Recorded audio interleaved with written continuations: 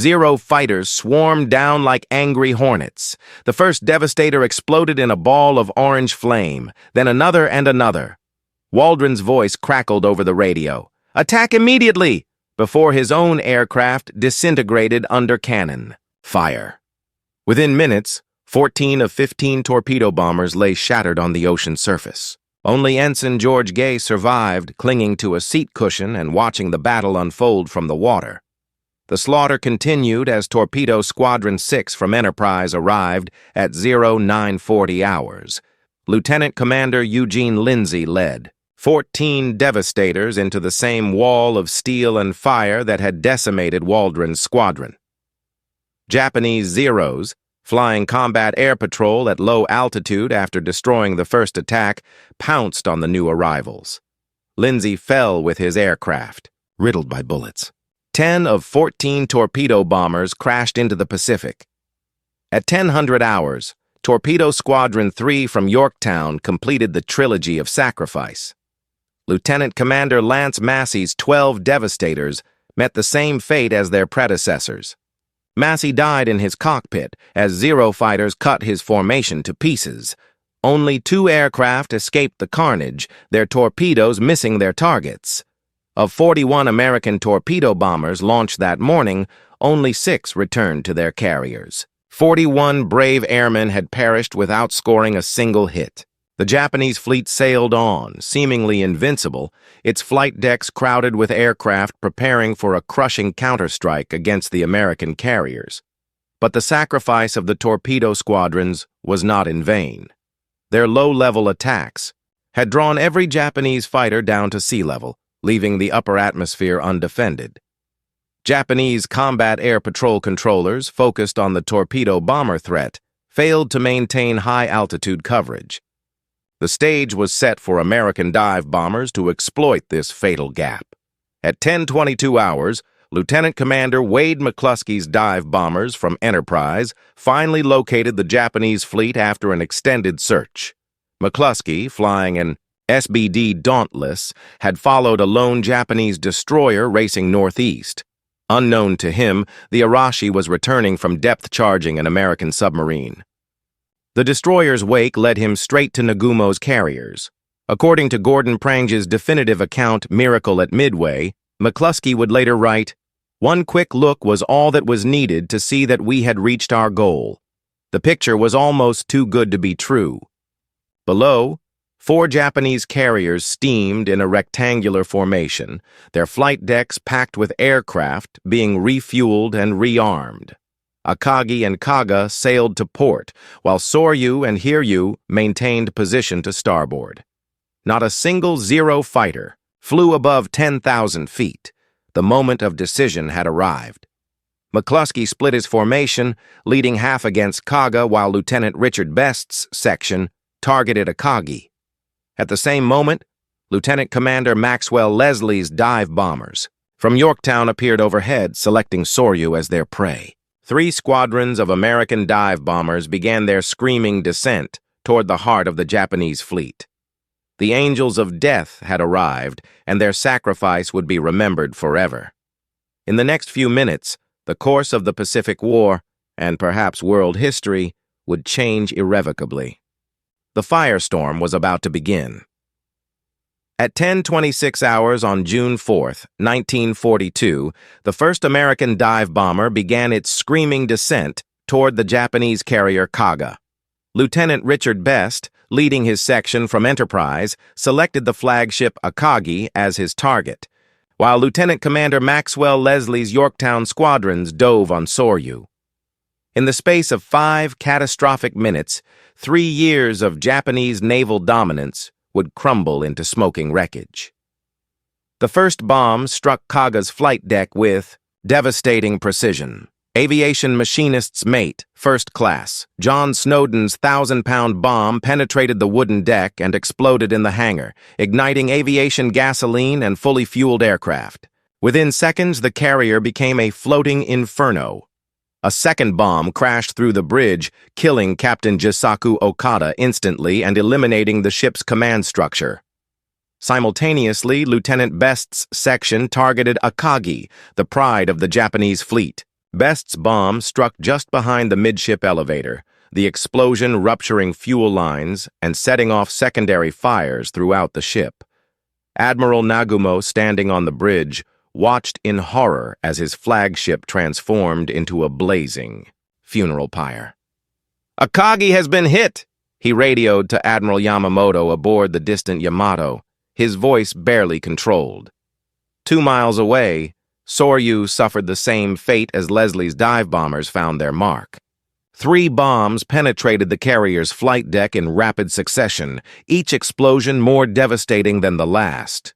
Captain Ryusaku Yanagimoto, realizing his ship was doomed, ordered abandon ship but chose to go down with his vessel, lashing himself to the bridge in the tradition of Bushido. The scene on the Japanese flight decks resembled Dante's vision of hell.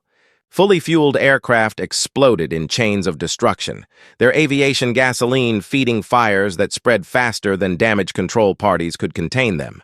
Bombs and torpedoes, stacked for the planned attack on Midway, detonated in sympathetic explosions that ripped through armored decks like paper. Men leaped into the sea to escape the advancing flames, their desperate cries lost in the roar of destruction. Captain Tadashi Isayama aboard Kaga frantically attempted to coordinate firefighting efforts, but the carrier's damage was beyond repair. Explosions in the forward magazines sent towering pillars of smoke and flame skyward, visible from 30 miles away. At 11:40 hours, he gave the order to abandon ship, joining his crew in the oil-slicked waters as their home became a floating crematorium. Only Hiryu, sailing apart from the main formation, escaped the American dive bomber onslaught. Rear Admiral Taman Yamaguchi, commanding Carrier Division 2, immediately launched a counterstrike against the American fleet. At 10:54 hours, 18 Val dive bombers and 6 Zero fighters roared off Hiryu's deck, seeking vengeance for their sister ships. The news of the disaster reached Admiral Yamamoto aboard the super battleship Yamato like a physical blow. Staff officers stood in stunned silence as radio reports painted an impossible picture of defeat. 3 carriers burning, hundreds of Japan's finest pilots dead, the cream of naval aviation consumed in minutes of American fury. Yamamoto, architect of Pearl Harbor and prophet of naval warfare, recognized immediately that Japan's Pacific offensive had died in the flames of Midway. Commander Minoru Genda, air operations officer and architect of the Pearl Harbor attack, surveyed the burning, carriers from a rescue destroyer. The sight that greeted him would haunt him for the rest of his life. 3 of Japan's finest carriers reduced to blazing hulks, their flight decks twisted by explosions, their hangar spaces transformed into furnaces. Years of careful planning, training and preparation had vanished in 5 minutes of American dive bombing. As documented in Mitsuo Fuchida's memoir, Midway, the Battle That Doomed Japan, the Imperial Navy lost more than ships that morning. "We had lost the flower of our trained pilots," Fuchida would later write, "and with them went the hopes of achieving quick victory in the Pacific." The firestorm had begun, and Japanese naval supremacy burned on the altar of American determination. But the battle was far from over. Hiryu remained operational, and Japanese vengeance was already winging toward the American fleet. At 1100 hours on June 4th, 1942, 18 Japanese Val dive bombers and 6 Zero fighters from the carrier Hiryu struck back at the American fleet like a wounded dragon's dying breath. Lieutenant Michio Kobayashi led the formation toward Task Force 17, determined to exact revenge for the 3 burning carriers left in his wake. The battle for Midway was about to claim another victim. Yorktown's radar detected the incoming raid at 40 miles, giving Admiral Fletcher precious minutes to prepare his defenses. "General quarters, all hands man battle stations," echoed across the carrier as damage control teams sealed watertight doors and firefighting equipment was positioned. Fighter Director Lieutenant Commander Oscar Peterson scrambled every available Wildcat to intercept the Japanese strike. Admiral Isoroku Yamamoto stood on the bridge of the mighty battleship Yamato, his weathered hands gripping the rails as he gazed across the vast Pacific. The date was June 3, 1942, and the greatest naval armada Japan had ever assembled stretched beyond the horizon. 4 aircraft carriers, Akagi, Kaga, Soryu, and Hiryu, formed the spearhead of Operation MI, the audacious plan to crush American naval power at Midway Atoll. The morning sun cast golden reflections on the steel hulls of 162 warships. Yamamoto had staked everything on this moment.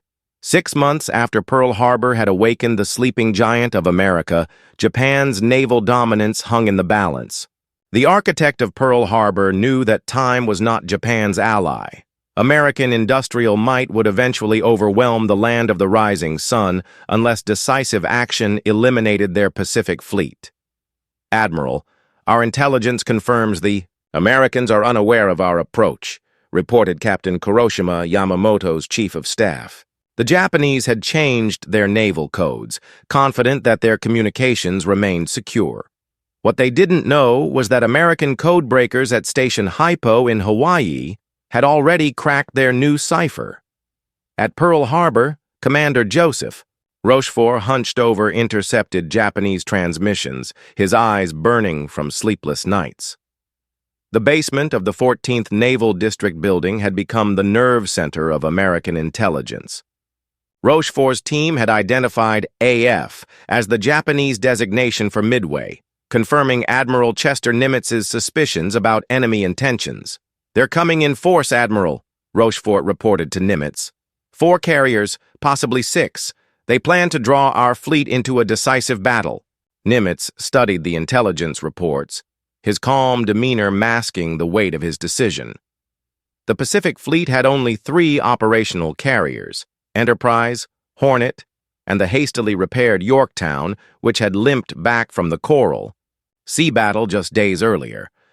The American commander faced impossible odds, but he possessed something more valuable than numbers: knowledge of enemy plans. As documented in Walter Lord's seminal work, Incredible Victory, Nimitz would later say, "Had we lacked early information of the Japanese movements, the Battle of Midway would have ended differently." Meanwhile, Vice Admiral Chuichi Nagumo, commander of the Japanese carrier strike force, reviewed his battle plans aboard the flagship Akagi. His pilots were the finest in the world, veterans of Pearl Harbor, the Dutch East Indies, and the Indian Ocean. The elite First Air Fleet had never tasted defeat. Zero fighters dominated Pacific skies, while Kate torpedo bombers and Val dive bombers had proven devastating against enemy ships. But beneath the surface confidence, cracks were beginning to show. Japanese naval aviation had suffered irreplaceable losses of experienced pilots in previous campaigns. The new recruits lacked the 1,000 hours of training their predecessors had received. More critically, Japanese intelligence had failed to locate the American carriers, assuming they were still at Pearl Harbor. As the Japanese fleet steamed eastward through choppy seas, American carriers were already racing toward their destiny. Task Force 16, commanded by Rear Admiral Raymond Spruance, and Task Force 17 under Rear Admiral Frank Jack Fletcher, moved to intercept positions northeast of Midway. The stage was set for a confrontation that would reshape the Pacific War. The dice were cast, but neither side fully understood the stakes. In less than 72 hours, the course of World War II would pivot on the actions of brave men flying fragile aircraft above an endless ocean. The thunder of approaching battle rolled across the waves, heralding a firestorm that would consume Japanese naval supremacy forever. The pre-dawn darkness of June 4th, 1942, shattered as the first Japanese aircraft lifted from the pitching decks of 4 carriers. At 0430 hours, 108 planes, 36 Kate bombers, 36 Val dive bombers, and 36 Zero fighters roared toward Midway Atoll, 240 miles distant. Vice Admiral Nagumo had committed half his strike force to soften the American base, keeping the remainder aboard for a potential second wave. Lieutenant Joichi Tomonaga led the formation through scattered clouds, the rising sun painting the ocean crimson below. The veteran pilot had participated in every major Japanese naval victory since Pearl Harbor. Today, he would lead what many believed would be the final blow against American resistance in the Pacific. On Midway, radar operators detected the incoming raid at 05:53 hours. Many planes bearing 320 degrees distance 93 miles. The warning sent Marines and Navy personnel scrambling to defensive positions. Every available aircraft on Midway, obsolete Brewster Buffaloes, a handful of Wildcats, and ancient Vindicators, launched to intercept the superior Japanese force. The aerial battle above Midway became a massacre. Japanese Zeros cut through American fighters like wolves among sheep. Major Floyd Parks, commanding Marine Fighter Squadron 221, died in the opening minutes. Of 26 defending fighters, only 10 returned, most shot full of holes. The Japanese lost only 2 Zeros. But while Japanese pilots dominated the skies, their bombing of Midway proved less successful than anticipated. Lieutenant Colonel Harold Shannon's Marines had dispersed aircraft and personnel, minimizing damage to the airfield. Most critically, Midway's runways remained operational. At 0700 hours, Tominaga radioed the fatal message that would doom the Japanese fleet. There is need for a second attack wave. Admiral Nagumo faced a crucial decision aboard Akagi. His reserve strike force was armed with torpedoes and armor-piercing bombs for attacking ships, the American carriers he expected to encounter. Should he rearm them with land attack ordnance for Midway, or maintain readiness for naval combat? Intelligence assured him no American carriers lurked nearby. At 0715 hours, Nagumo ordered the rearming to begin. Unknown to the Japanese, American search planes had already spotted their fleet. At 0534 hours, Ensign Jack Reed, flying a Catalina patrol bomber, had transmitted the electrifying message, "Enemy carriers." The coordinates placed the Japanese strike force exactly where American intelligence predicted. Admiral Fletcher aboard Yorktown received Reed's report with grim satisfaction. The trap was sprung. At 0600 hours, he ordered Admiral Spruance's Task Force 16 to proceed southwesterly and attack enemy carriers when definitely located. Enterprise and Hornet began launching their air groups, racing against time to catch the Japanese with their decks full of refueling aircraft. The first American attack came from Midway itself. Brave but outgunned pilots flew obsolete aircraft against the world's most powerful naval force. Captain Richard Fleming led his Marine dive bombers in desperate attacks against the heavy cruiser Mikuma. Army Air Force B-26s made futile high-altitude bombing runs. Torpedo-armed marauders skimmed wavetops toward Akagi, their crews knowing they flew suicide missions. The attacks failed militarily, but succeeded strategically.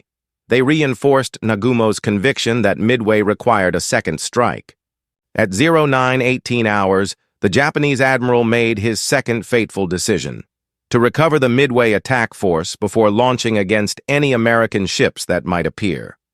His flight decks, crowded with aircraft being rearmed and refueled, became floating bombs waiting for a spark. As morning shadows shortened, the first wave of American carrier aircraft approached the Japanese fleet. Lieutenant Commander Eugene Lindsay's Devastator torpedo bombers from Enterprise were flying toward their rendezvous with destiny. Behind them came the dive bombers that would ignite the firestorm across the sea. The stage was set for one of history's most dramatic reversals of fortune. Japanese naval power, which had seemed invincible just hours earlier, was about to meet its match in American courage and determination. At 0920 hours on June 4th, 1942, Lieutenant Commander John Waldron's Torpedo Squadron 8 approached the Japanese fleet in 15 obsolete Douglas Devastator aircraft. The slow, vulnerable torpedo bombers had become flying coffins in the face of Japanese air superiority, but Waldron's men pressed their attack with desperate courage. "We will go in and get a hit," Waldron had told his squadron before takeoff. From Hornet. The square-jawed pilot from South Dakota possessed an almost mystical understanding of Japanese tactics, having accurately predicted their exact position despite faulty intelligence. Now he led his men in a suicide charge against the cream of the Imperial Navy. The aerial battle above Task Force 17 became a savage melee. American Wildcats, though inferior in maneuverability to Japanese Zeros, compensated with armor protection and concentrated firepower.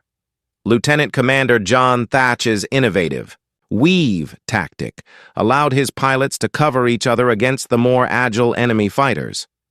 But 8 Japanese dive bombers penetrated the defensive screen, their pilots displaying the same suicidal courage that had made them masters of the Pacific. At 1200 hours, the first bomb struck Yorktown's flight deck near the island structure. The explosion killed dozens of men instantly and started fires that threatened the ship's aviation gasoline storage. A second bomb penetrated the smokestack, reducing boiler power and slowing the carrier to 6 knots. A third bomb crashed through the flight deck into the hangar space, igniting parked aircraft and spreading flames throughout the ship's interior. Captain Elliot Buckmaster fought desperately to save his ship. Damage control parties battled the spreading fires while engineers worked frantically to restore power. Within an hour, their heroic efforts bore fruit. Fires were extinguished, power restored, and Yorktown resumed flight operations. The American carrier had survived Japan's first counterpunch. But Rear Admiral Yamaguchi aboard Hiryu was not finished. At 100 hours, he launched a second strike. 10 Kate torpedo bombers and 6 Zeros under Lieutenant Joichi Tomonaga, the same pilot, who had led the morning attack on Midway. Tomonaga's fuel tank had been holed by anti-aircraft fire during the earlier mission, giving him just enough fuel for a one-way trip. He volunteered anyway, embodying the Bushido spirit that drove Japanese warriors to their deaths. The torpedo attack proved even more devastating than the bombing. 4 Kate torpedo planes survived American defenses to launch their deadly fish at point-blank range. 2 torpedoes struck Yorktown's port side, the underwater explosions rupturing fuel tanks and flooding machinery spaces. The carrier listed heavily to port, her power failing as seawater invaded electrical systems. Captain Buckmaster faced an agonizing decision. Engineering reports painted a grim picture. Progressive flooding, no power, the ship listing dangerously. At 1500 hours, he gave the order that no naval officer wants to give. Abandon ship! 500 wounded were lowered into lifeboats as destroyers moved alongside to rescue survivors. Lieutenant Tomonaga never returned from his final mission. His damaged Zero, running on fumes, crashed into the Pacific after expending his last rounds against American fighters. He had achieved the warrior's death he sought, dying for his emperor and country in the tradition of his samurai ancestors. Meanwhile, American search planes had located the last Japanese carrier. Scout bombers from Enterprise pinpointed Hiryu's position at 200 miles northwest of Midway. At 1500 hours, 24 Dauntless dive bombers launched from Enterprise and Hornet, seeking to complete the destruction of Nagumo's once mighty fleet.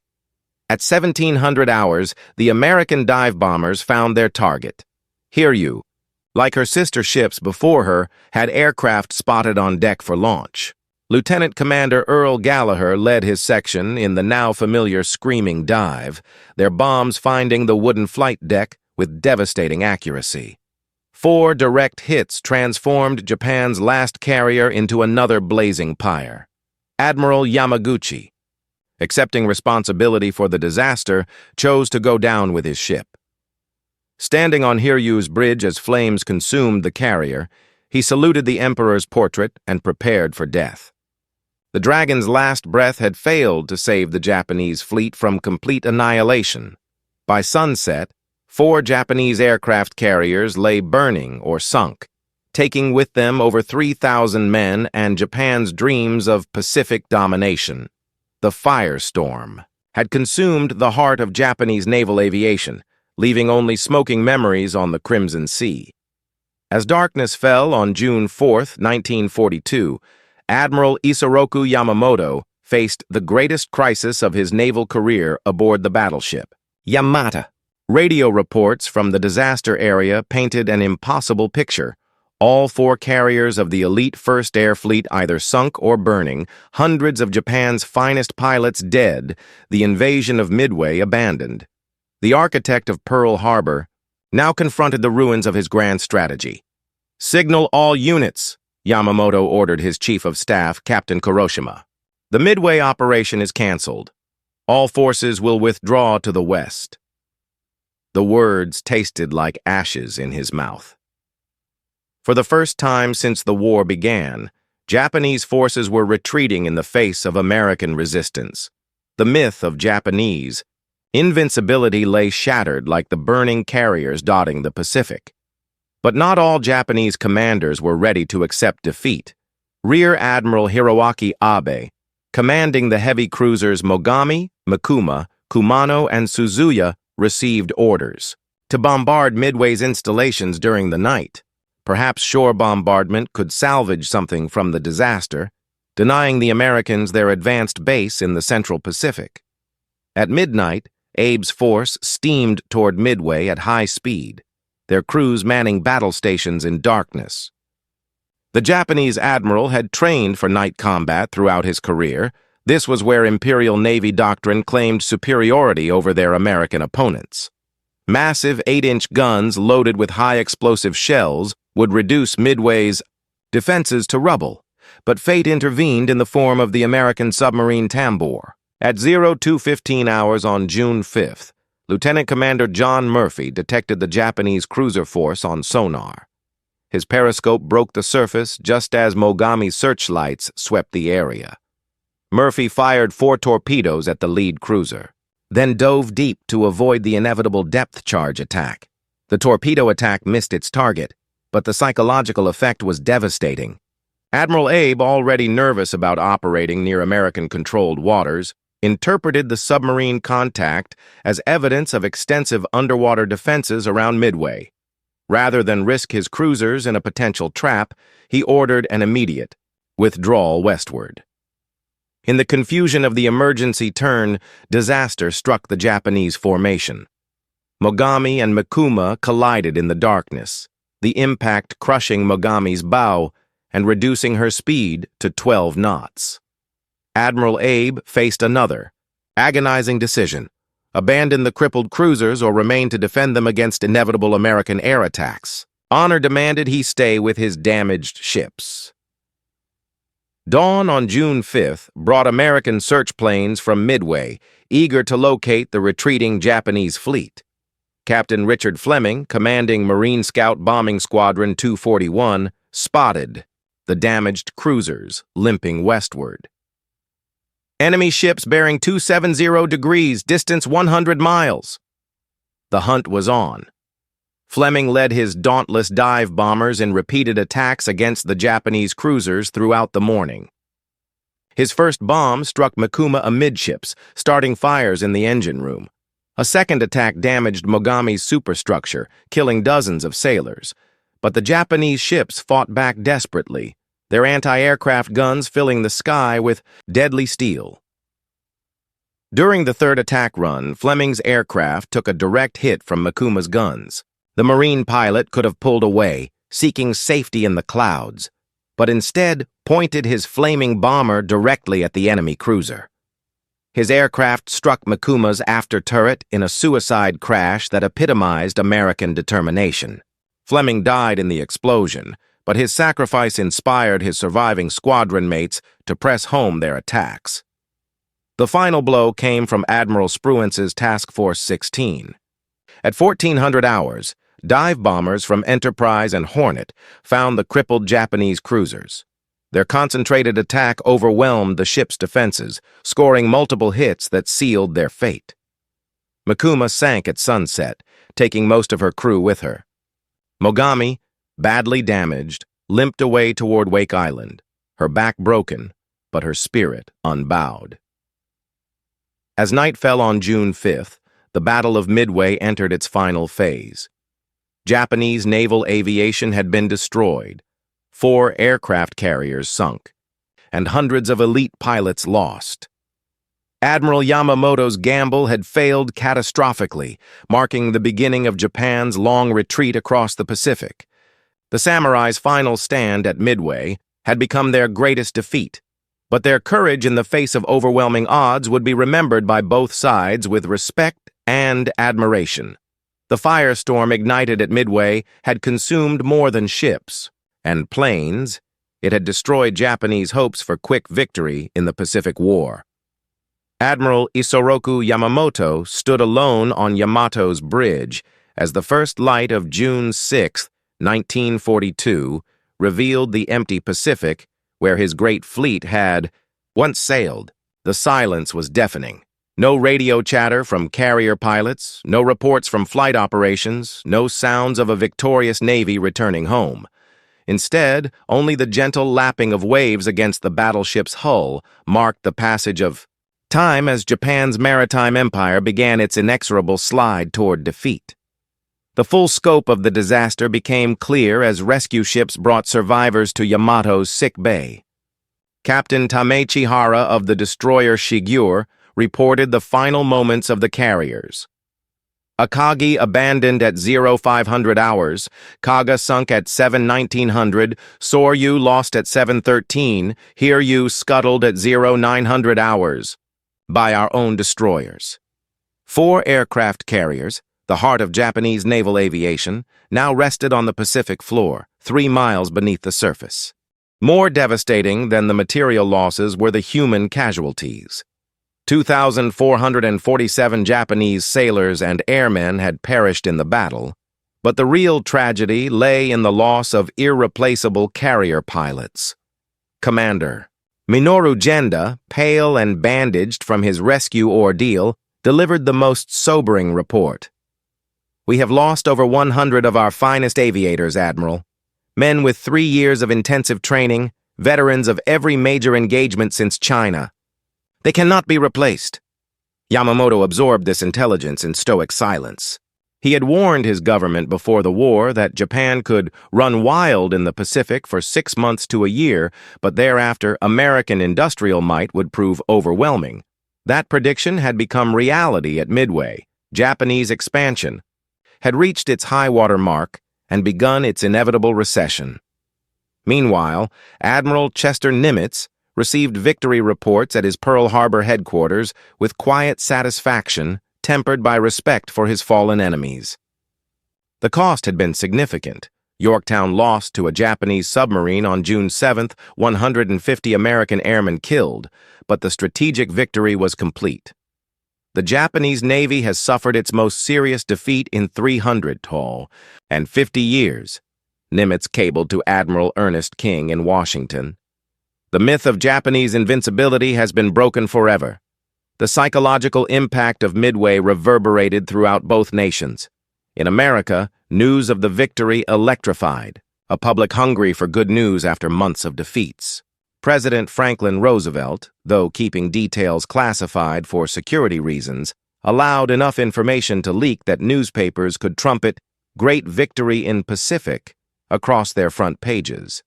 American morale, battered by Pearl Harbor and Bataan, soared as the nation realized its forces could match the supposedly invincible Japanese. In Japan, the government imposed absolute censorship on news of the defeat. Families of the dead received telegrams stating their loved ones had died gloriously in battle, but no details were provided. The returning survivors were quarantined on remote islands, forbidden from discussing their experiences. The Japanese public, fed a steady diet of victory propaganda, remained unaware that their nation's offensive capability had been crippled in a single day. Captain Mitsuo Fuchida, architect of the Pearl Harbor attack and observer at Midway, later reflected on the battle's significance in his memoir. Midway was the turning point of the Pacific War. Our Navy never recovered from the disaster. We had lost not only our finest ships, but our most experienced pilots. the foundation upon which our entire naval aviation system rested. As documented in Samuel Eliot Morrison's official history, The Two-Ocean War, the strategic implications were immediately apparent to both sides. Japan's ability to conduct offensive operations had been permanently compromised, while America gained the initiative it would never relinquish. The Battle of Midway had transformed the Pacific War from Japanese expansion to American advance. June 10th, the last Japanese stragglers had disappeared beyond the western horizon, leaving only oil slicks and debris to mark the site of their greatest naval defeat. The firestorm that began with American dive bombers screaming down through cloudy skies had consumed 3 centuries of Japanese naval tradition. The empire that had dominated Asian waters since the days of Admiral Togo now faced an inexorable retreat toward the home islands. The ashes of empire drifted across Midway's lagoon as the sun set on Japanese naval supremacy. In 5 minutes of concentrated fury, American courage had shattered Japanese confidence, proving that determination and skill could overcome seemingly impossible odds. The Pacific War would continue for 3 more bloody years, but its outcome had been decided in the waters off a tiny atoll where heroes on both sides gave their lives for their countries. The firestorm had burned itself out, but its flames had forever altered the course of history.